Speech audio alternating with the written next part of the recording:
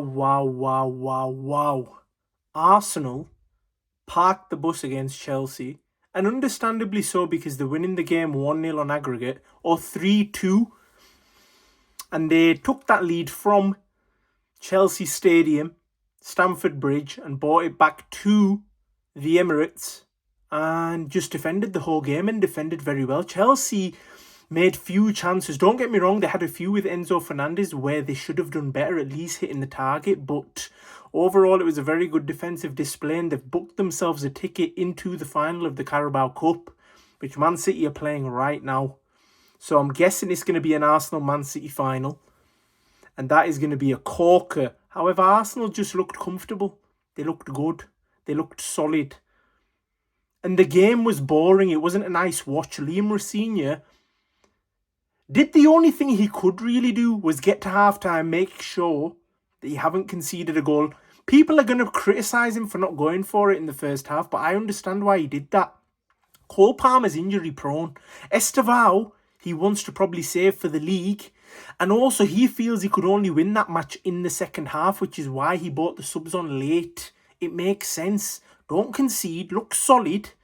And then when it gets towards the end of the game, they're playing well, Chelsea. They're scoring goals. They can bring on the bigger guns. I won't say the big guns because Chelsea could do with upgrades. And I'm surprised they haven't gone out in January to buy more prolific attackers like an Osimhen or an Ekitike type of player.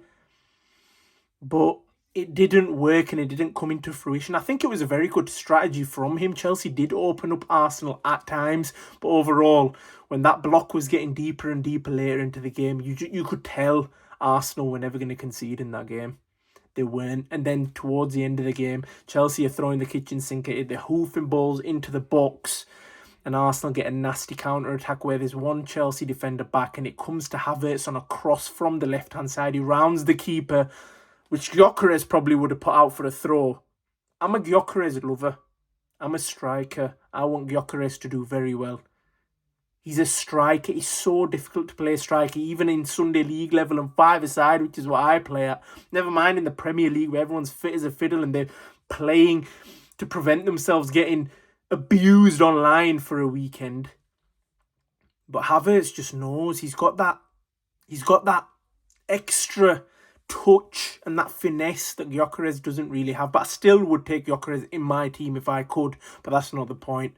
Havertz rounds the keeper and then he points towards the Arsenal badge, even though he's won a Champions League with Chelsea and he scored the winning goal, which blew my mind. That's crazy.